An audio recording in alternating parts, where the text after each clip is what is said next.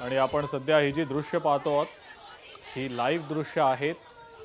महिला आरक्षण विधेयकाला विरोध केलेला होता लोकसभेमध्ये विरोधकांनी आणि त्यानंतर हे विधेयक नामंजूर झालं होतं आणि त्याच्याच विरोधात भाजपनं हा मोर्चा आता काढलेला आहे। वरळीमधील जांभोरी मैदान ते वरळी डोम पर्यंत हा मोर्चा काढला जातो आहे आणि या मोर्चामध्ये आपण बघतो आहोत चित्रा वाघ यांच्या उपस्थितीत त्यांच्या नेतृत्वाखाली भाजपच्या सर्व महिला पदाधिकारी नेत्या कार्यकर्त्या उपस्थित असल्याचं आपल्याला दिसतं आहे। हा जन आक्रोश मोर्चा हा निघालेला आहे सध्या आणि फक्त महिला पदाधिकारी किंवा कार्यकर्त्याच नाही तर पक्षातले महत्त्वाचे नेते हे सुद्धा या जन आक्रोश मोर्चामध्ये आहेत। आपण दृश्यांमध्ये देखील पाहू शकतोय उजवीकडच्या बाजूला मुंबई भाजप अध्यक्ष अमित साटम आपल्याला दिसत आहेत, शिवाय प्रदेशाध्यक्ष रवींद्र चव्हाण देखील दिसत आहेत।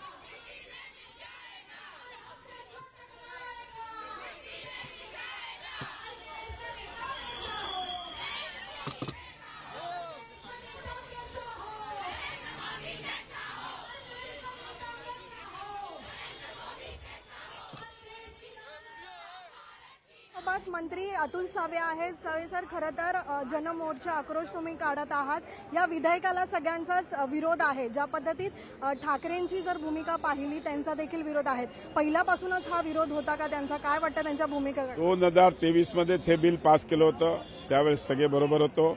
आजही हे इम्प्लिमेंट करण्याकरता याची परवानगी द्यायला पाहिजे होती, पण काँग्रेसला स्वतःचं राजकारण संपेल असं त्यांना लक्षात येते म्हणून त्यांनी हा विरोध सुरू केला आहे। पण देशातल्या सगळ्या माझ्या माता भगिनी आज रस्त्यावर आलेल्या आहेत। त्याच्या मागचंच कारण हे की त्यांच्यामध्ये एक आक्रोश, एक राग तयार झालेला आहे आणि तो राग म्हणून आज सगळ्या माझ्या भगिनी रस्त्यावर आल्या। अंमलबजावणीसाठीच मान्यता लागत असते।